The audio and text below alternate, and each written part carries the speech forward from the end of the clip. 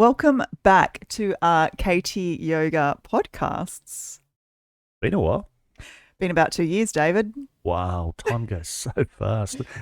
Yeah, we're going to take a few weeks off the podcast, and after a few more weeks, a few more years. More things happened and compounded. Things happened, and But we're back. before we knew it, we were 2 years down the road. So here we are. We're back. We're back. And today we're going to talk about self-compassion. And I'm really excited because in classes I've been looking at self-compassion for about 2 months. So we're going to pull some of that information into a podcast for you. I think, though, we need to consider yoga as it is a complementary therapy. It's not an alternative therapy. So what we're talking about today, it's to give you ideas to support yourself in your yoga practice. By no means are we suggesting we have all the answers or anything. And if you are in a situation where you really need help in this area, we definitely recommend seeing your doctor, and then also perhaps getting referrals to a psychologist or psychiatrist to help you with your journey as well. So we'll cover it within the self-compassion within the scope of yoga, but we're just looking at it from a yoga viewpoint.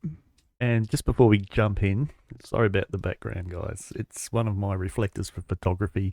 However, behind that is piles and piles of Stuff.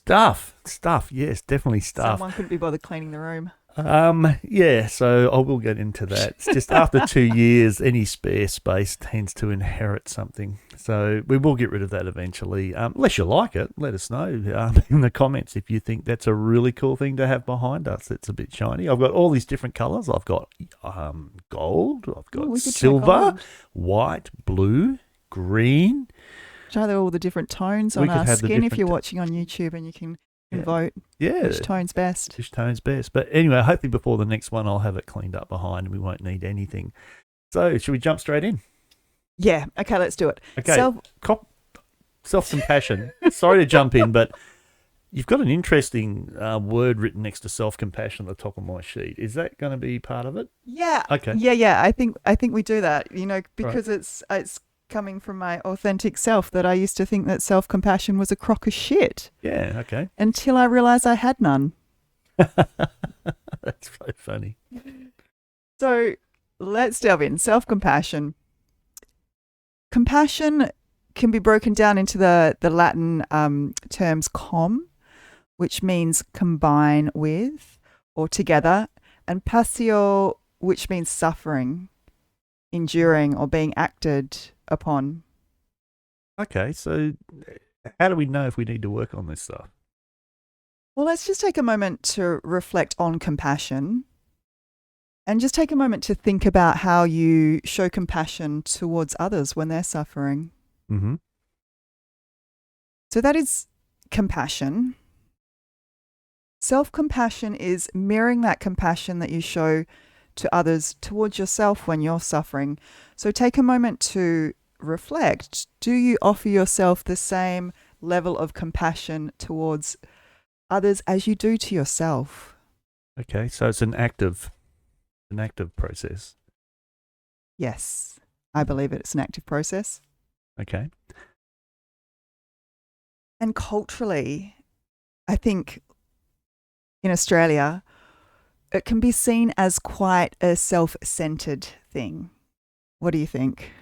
Yeah, I think so. If you take time for yourself and not put yourself out there for others, even when it's not convenient, things like that, it's sort of like, oh, that guy, person. Yeah, I think so. But hopefully after we explore self-compassion a little bit today, we'll realize that taking time for ourselves is really important. So we have the capacity then, because we feel nurtured and complete, to then be able to care and support others in our community. And also we can think about creating healthy boundaries for ourselves and forgiving ourselves for the past, so letting go of the past, and also finding ourselves and coming from a place of authenticity. So they're things we're going to touch on today. I'll to be honest, I haven't read the notes, guys, so I'm working through this as the first time as you're getting to hear this, which I think is the best way because I get to learn stuff as well. However, I do have a question. Are you going to talk about the meaning of the word compassion, and also as it's opposed to the word empathy? No. Okay. So one of my favourite things is looking at words and trying to find out where they fit in. And so to have empathy for somebody else is a really cool thing. Like, for example, I like to use this example. If you've got a firing squad, okay, and you're on the person doing the firing, for example, not very yoga, I know, but if you're on the doing the firing, if you've got empathy, you really feel what that person's feeling. You empathize with that person, but you don't take action. You still pull the trigger. With compassion, okay, if you look compassion, you still have those same emotions, right? Same emotions, except because you're compassionate, you do not pull the trigger.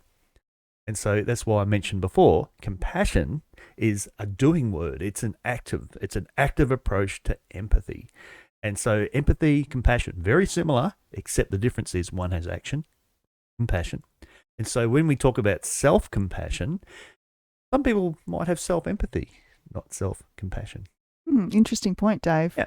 And we will look at a lot of ways you can apply this in your practice, and short meditations, reflections you can do to practice self-compassion. So how do we introduce this stuff into our practice, our asana? I think it starts with paying attention to the body, to the mind, and asking questions like, so what happens, when my body doesn't perform as I want it to perform? What expectations do I have in my practice, and what happens if I don't meet those expectations? Okay, so I fall out of a tree. I'm really fed up with my balance today. Usually I'm much better.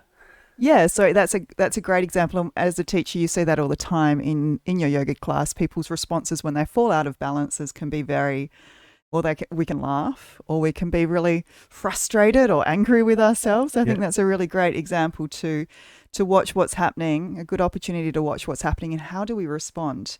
And so I think this comes to the inner critic, this voice that we have in us that can be supporting, or it can be self-sabotaging as well. So how do you talk to yourself when you make a mistake or you face a challenge? Is it with kindness and compassion, or is it with judgment and criticism? Do you put yourself down, or do you lift yourself up and say things like, oh, well, that's just my balance today. That's how it is. It changes.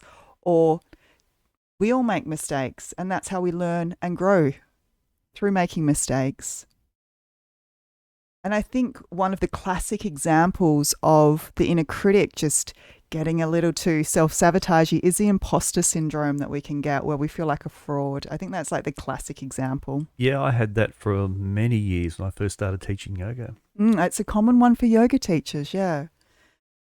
Yep, so I think learning about this inner critic and listening to the inner critic can be incredibly helpful for us to then start to rewrite that internal narrative, that internal rhetoric. That can be, inner critic can help us.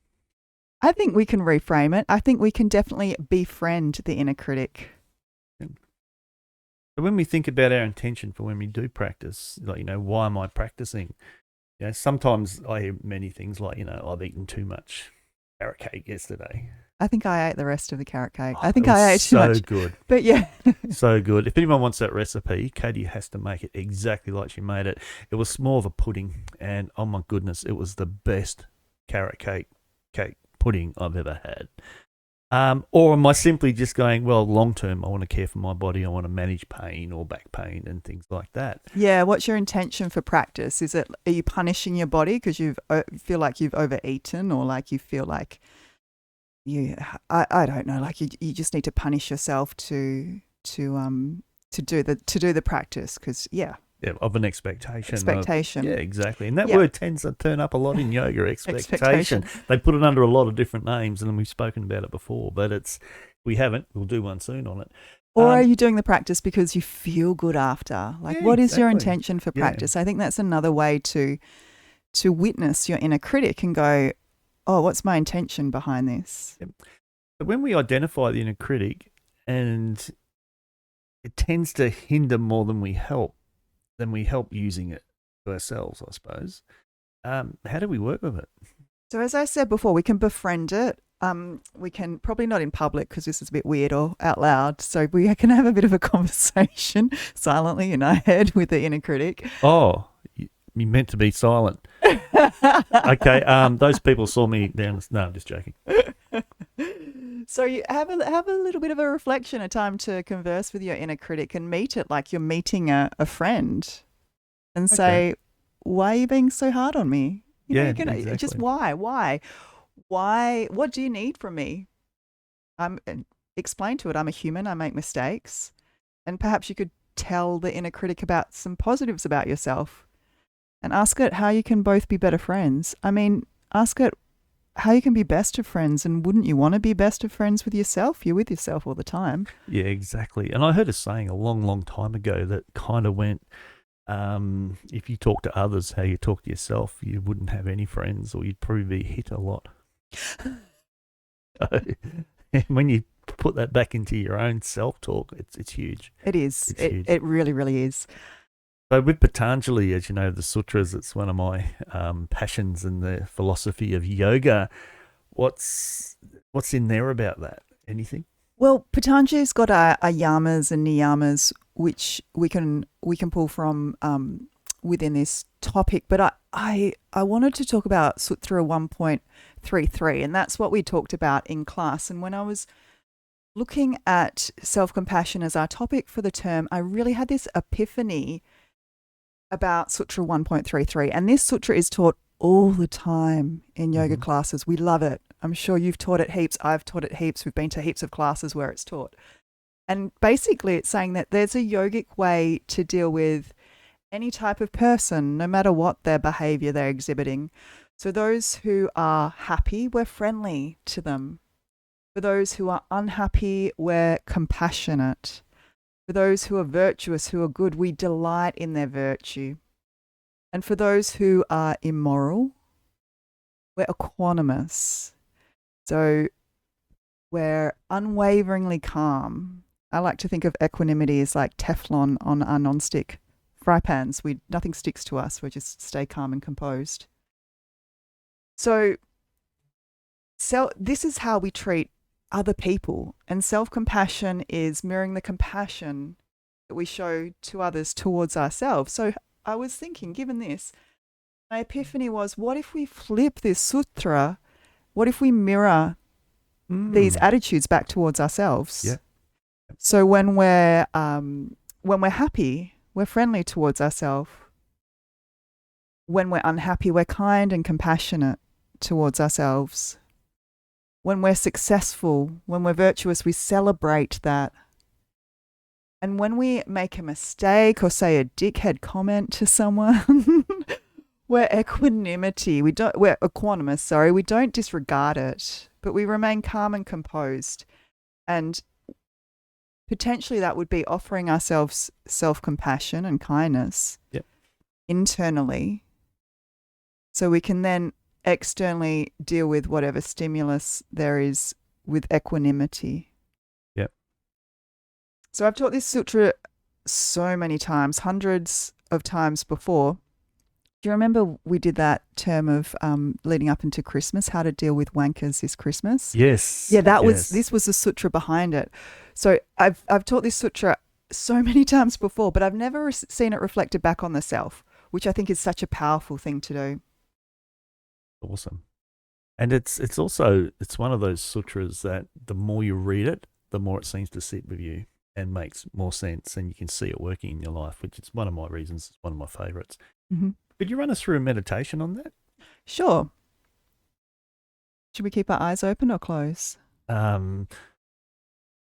don't know. If you're driving, perhaps keep your eyes keep open. your eyes open. If you're seated If somewhere you're seated peaceful. somewhere, yeah, definitely, definitely. So let's think about the self. Maybe an image of yourself comes to mind. And take your awareness to your heart and take a few breaths. Just notice if any feeling, any sensation, any emotion, any thoughts arrive. You reflect on yourself. think about that happy component of yourself.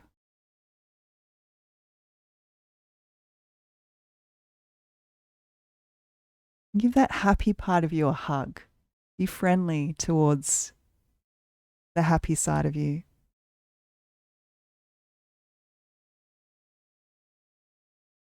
Reflecting on that unhappy part of you, that sad part.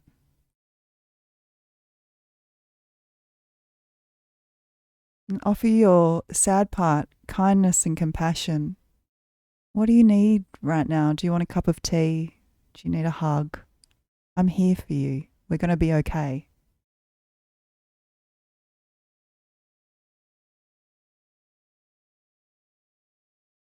And then contemplate the virtuous side, your goodness, and delight in those beautiful, good qualities that you exhibit.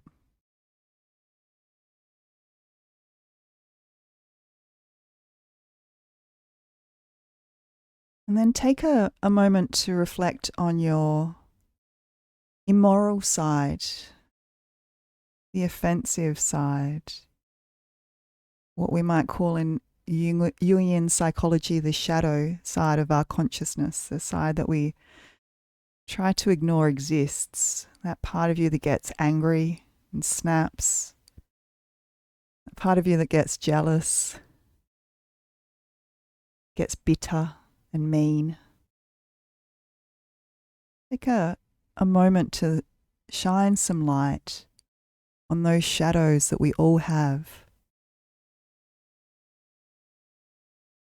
with compassion and kindness, knowing that these are normal human emotions that we all experience, and it's how we respond to them that matters.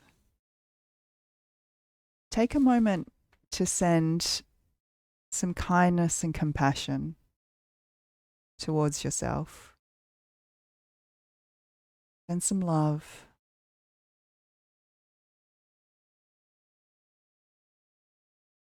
Holding those parts of you softly, gently.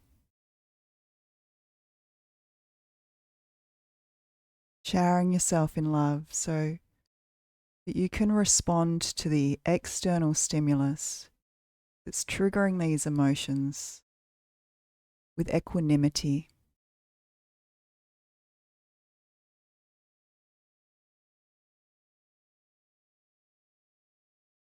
And take a couple of deep breaths.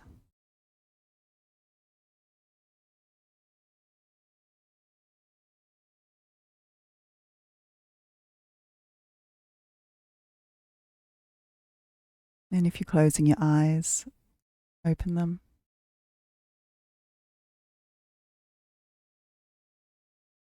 Welcome back. That's awesome. Thank you. So what that's kind of going is that there's a framework that we can use to work with others as well as ourselves. Yeah, I think it's lovely to flip back on yourself. What do you feel? Absolutely. Yeah. Yep. And speaking of others, and within that meditation, we touched on it as well, this idea of common humanity. And this is a really key component of self-compassion as well, is that we all make mistakes. Mm-hmm. We all have the shadow side. We all have these emotions. We all have challenges in our life, and we all suffer. This is part of our human condition that we're born into, which is why these yogic teachings are still as relevant today as they were, say, 2,000 years ago. Why all these moksha traditions are trying to support us through their teachings, because for eternity we've suffered, and that is our common humanity. So an example of suffering that came up from one of my meditation teachers, and I've adapted it a little bit to so I can include myself in the story, because it's about me. It's all about me. No, I just thought it might make it more relatable to you guys if it's a story about me. It is a story. This isn't fact. Parts of it are fact, but it's just a story to get you thinking about suffering. So I was having a conversation with my sister Don't I'm not ask. going to ask which one. Yeah, don't ask which one. It's a story. It's not true. Anyway, they were talking about how full on it is with everything they've got on with their kids and how life's so busy and they never have time for themselves and they're always running around doing things, kids' parties and school stuff and extracurricular activities. And then later on in the conversation, I was talking about how lonely I feel all the time because I don't have kids. I've got not many people around me. I just feel like I'm on my own a lot of the time. So my sister is talking about having children suffering, and I'm talking about having no children suffering. I mean, we could switch. I could take care of her kids, but they'd probably end up malnourished and left in a park somewhere for a few days. Just joking. However, we'd probably just switch our suffering, yeah? Yeah, possibly. Yeah. So what I wanted to talk about in this respect is we can reinforce the suffering that we're creating for ourselves with our inner dialogue. So self-compassion is understanding that everyone suffers. We all make mistakes. No one can be perfect all of the time. And in fact, it's our imperfections, our suffering, our mistakes that really connect us together as one. It's interesting we're discussing suffering because that comes back to the Latin origin of the word compassion. Sure. Sure. Combined with and passio, suffering. Passio. Every time we talk Latin like that or mention Latin, it always reminds me of Monty Python. Sorry. Okay. So we all suffer, we all make mistakes. And I think this is one of the most powerful takeaways is to recognize this, that we all make mistakes. We do stupid things. We don't know better or based on our conditioning. And when we start to recognize this, we can then start to forgive ourselves for our past errors, our past ways. And when we start to forgive ourselves for the things that we've done, we can also then extend that forgiveness out to others and look at the mistakes or the errors that they've done that have hurt us and consider, well, perhaps they were suffering at that point too, or perhaps that was based on their conditioning and that they had no control over as well. So forgiveness, I think, is a really powerful thing that can come from self-compassion. However, forgiveness doesn't mean especially when we're looking at forgiveness of others, it doesn't mean forgotten. It means choosing our own peace over reinforcing this suffering that we're creating for ourselves by going over and over the story in our head, just allowing it to let go. Okay, so forgiveness is the key component of self-compassion, in which recognizing we have a common humanity. Yeah. So how else can we support ourselves when we do experience suffering? There's a great quote from Viktor Frankl that I use all the time. So he was a prisoner of war. When you're talking about being locked in the cage, which is incredibly relevant in this situation. With his quote and the power that we have to choose how we respond to things. So Viktor Frankl's quote, and I'm probably not saying it correctly, but it goes along the lines of, between the stimulus and the response is a space. The matière. And in that space lies our freedom and power to choose our response. So, mindfulness? Yeah, mindfulness is a really fantastic practice that can help us in our journey of self-compassion. And with mindfulness, I like to define it as awareness on the present moment with acceptance. So that means even if the moment is unpleasant, we stay aware of what's happening in the moment. And we're doing this all the time in yoga. We're putting ourselves in uncomfortable positions and training ourselves to relax, to let go of unhelpful rhetoric in our mind, to trigger a parasympathetic nervous system response, a relaxation response. So we're more able to deal with our challenges on the mat, and then we can translate it off the mat in daily life. So we're trying to teach ourselves to be comfortable in discomfort. So one technique that we can use, this is a really common technique in mindfulness. So it's called RAIN. So we recognize what's happening. So that's the R for RAIN. And then we allow it, we investigate it, and then we nurture ourselves. So we recognize what's happening. So it might be, I feel anger, I feel grief, I feel anxiety, I feel emotional distress, whatever is arising within. We allow the emotion to be there, or the emotions to be there. We don't try and repress it by burrowing into work or overeat it, like eating or consuming alcohol or whatever we do. Social media. Social media, is that a escapism? Okay, so yeah, we look at, we allow whatever we're feeling to be there. Not this thing, no, this isn't escapism. This isn't. No, this is beneficial. Yeah, it's learning, it's self-inquiry and learning. And so we allow whatever's there to be there. We don't drown in it either. We investigate it a little bit further. So what are we feeling? Where's it coming from? What does it need? Does it just need permission to be there? And all of this action helps us to detach a little bit. So there's the emotion, say anger. We feel the anger, but there's also part of us watching and witnessing. There's a part of the self that's detached from the experience itself. I like to do some deep belly breathing as well. I feel this is incredibly good for triggering that relaxation response. So if we are dealing with a challenging emotion, we can breathe deep into the belly and that will calm us down. And then we can do something to nurture ourselves. So what do we need? We can call a friend, or maybe just say some kind words to ourselves like, "You're doing great. I'm there for you."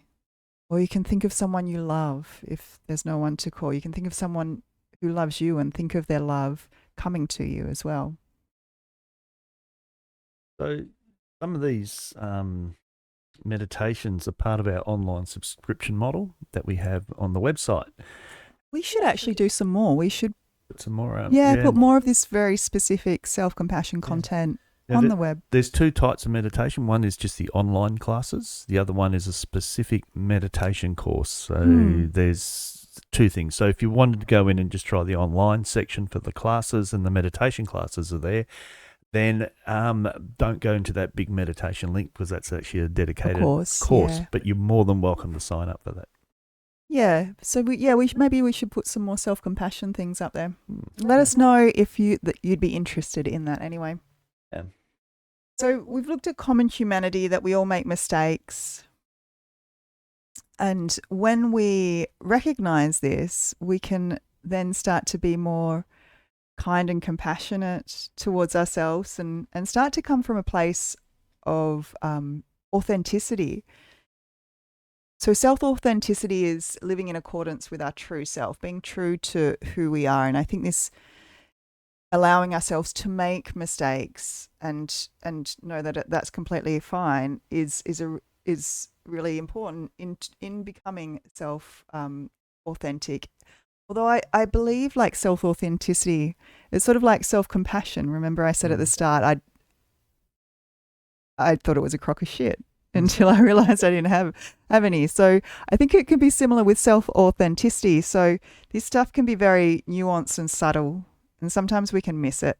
So I thought we could look at an example of not being authentic, which is people-pleasing. Yeah, really common. It is really, really common because it's a survival mechanism that we learn to keep ourselves safe.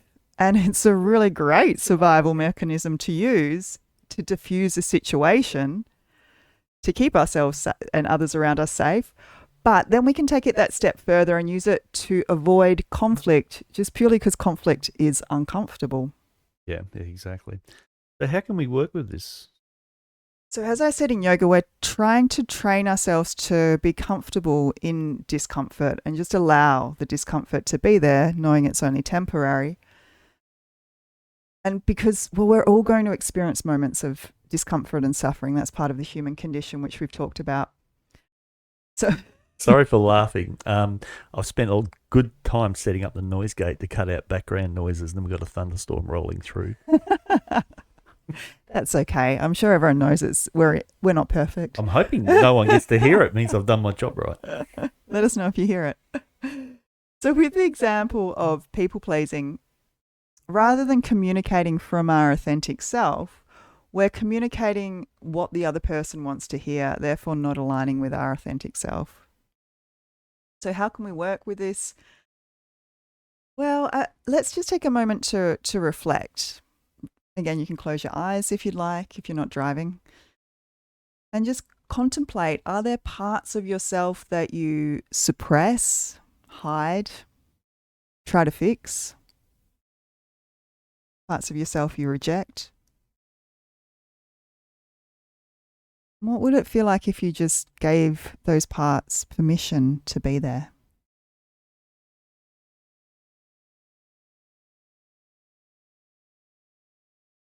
Hold them with kindness and compassion. It's part of the imperfectly perfect whole.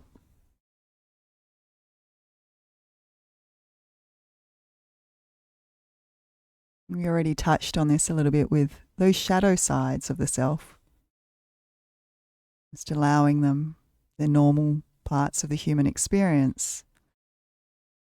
And it's parts of us we don't necessarily need to fix, but how we respond to them is really key. Responding with kindness and compassion. And you can take a nice deep breath. Feel free to open your eyes again if you'd like to. Self-compassion is not about trying to be someone else, trying to be likable, trying to be someone who fits into society, someone who is perfect. It's about honouring our uniqueness and our individuality and being ourselves. Culturally, we don't tend to celebrate self-compassion. How do we become a bit more aware of that or more open to it? Yeah, so in the class we were doing this practice of giving and receiving. So often we're good at giving compassion and less good at receiving it. So I'll get you to just take one hand, if you're not driving, onto your arm and just give it a little squeeze. Just like if you were touching someone and you were squeezing their arm, just a gentle touch, a squeeze. And you can make your way, so you can skip over the joint and make your way down the arm and back up. And just try that a few times and just notice what you feel. There's part of you that's doing the action. You can try that with the other arm. Oh, I already swapped. And there's also part of you that's receiving the action. Yeah. So see if you can drop more into the reception. So don't focus so much on the doing, the giving. Mm-hmm. See if you can drop more into experiencing the feeling, receiving the little squeeze, the kind touch. And then you can close your eyes if you're not driving and breathe into your heart center. And just repeating the words, kindness, love, kindness in your heart center. And again, notice that there's part of you that's saying the words, that's doing the mantra. But there's part of you also that's receiving that kindness and receiving that love. And see if you can be more receptive to receiving kindness, the love, the compassion. And you can apply that to your asana as well. There's part of you that's doing the asana, that's doing the movement. But see if you can drop into that experience of the benefits of the movement. I was doing this with a group the other week, and after class, I don't know if it was because we'd been practicing it and I was more receptive to receiving, but I had so many people thank me and I was just really receptive to the thank yous. It was like I've never experienced that after a class before, and I don't think anything new had happened. I Mm. think I was just more receptive to receiving. It's a really nice skill to learn how to take a compliment from someone. Because Mm. quite often someone says, "Oh, just say you're playing the guitar," and I say, "Gee, I really like that song," and people just don't say, "Oh, do you think so? Thank you," because then you make the person who gives you the compliment feel good about giving the compliment, just like that they've got merit or worth. But when you go, "Oh, do you think so? Oh, it's a bit out of tune. The string wasn't properly, blah blah blah," and what you're basically saying is you don't know what you're talking about. And so they don't feel good about giving the compliment. You haven't taken it on board. So, yeah, if you're going to get a compliment, try to accept it for what it is. It's a compliment, but also do it in a way that makes that person appreciate the fact they've gone out of their way to do that. Hmm. Mm. Yeah, that's a beautiful thing. Receiving so someone else can give. Yeah, exactly. So, what's the takeaway of our discussion today? I guess. Besides the fact is, well, I need to clean the office. I guess the takeaway, well, there's a few things you can take away. There's a few different little practices that you can apply. I would just choose one of them. Perhaps befriending the inner critic, Yeah. having a little chat and being friends with that voice within and being a bit kinder to yourself. There's also Sutra 1.33 where with those shadow sides of the self, the anger, the bitterness, the jealousy, being kind and compassionate, that those sides exist in every one of us. That's the common humanity. We all have those emotions. They're completely normal to have. But being kind to yourself when they're there, being compassionate towards yourself when they're there, so you can then respond to the external trigger with equanimity. Also, forgiveness was something you might want to explore. So, offering yourself the same unconditional love that you offer to a pet or a child. So, you don't get upset with a pet if it does something terribly wrong, because it's a pet, it doesn't know better. And at times in our life, we do the same thing. We do something stupid. And we can offer ourselves that same unconditional love that we didn't know any better at that point, or it was a mistake, and we all make mistakes. Also, we looked at being comfortable in discomfort. Maybe that's something you want to practice. So the rain is a lovely technique to practice as well. So just recognizing what's there, allowing it, don't drown or repress it. Investigating what's there, that brings us into that place of detachment, and then nurture yourself as well. So what do you need to help yourself in that moment of discomfort? And positive affirmations are really, excuse me, positive affirmations are really helpful as well. So saying things to yourself like, I am enough. I don't need to be fixed. I'm welcoming all aspects of yourself. Beautiful. Yeah. Like that. With the equanimity and compassion, I'll be trying to distribute that amongst my behaviour once we finish this, trying to fold this screen up behind me. And if you've ever tried to fold up one of those pop-up tents, that's kind of what it's like. And I've got two of them. So, And don't forget, this is a yogic viewpoint on self-compassion. But if you're feeling this is an area that you really need some support and help with, have a chat to your GP. Go get some support. You're worth it. You deserve it. Be kind to yourself and get the help you need. yeah, exactly. So that was some really cool stuff that came through there. And as I said, I don't read these beforehand. I have a quick thing, but I do find I get to engage more when I don't know the topic as much as what Katie's about to say. So much better. Anything you'd like to say before we sign off? If you have any topics you'd like us to explore, let us know. Yeah, particularly yoga. Like, don't ask me about gardening. I have no idea. No gardening, fishing. I have no idea what to do with your dying azalea. Paragliding's another one that's probably not very helpful for us to be able to talk about. But anything to do with yoga, maybe yoga and paragliding, we could maybe do some research. But you could sneak in a computer question. Particularly about using open broadcast systems and things like that. Or Photoshop. I mentioned noise gates, how they work. Okay, well, that's the end of the podcast or the YouTube cast. Thanks for joining in if you've gotten this far. Remember, if there's anything that you'd like us to cover. Yeah, let us know if you've got any questions specifically. Otherwise, hopefully it won't be 2 years before the next one. Yeah, it'll probably be a little while, but yeah, hopefully not 2 years. Yeah, and I'll endeavour to get the office cleaned up so that we get a nicer, rather than just watch silver thing. It looks like we're inside a tent.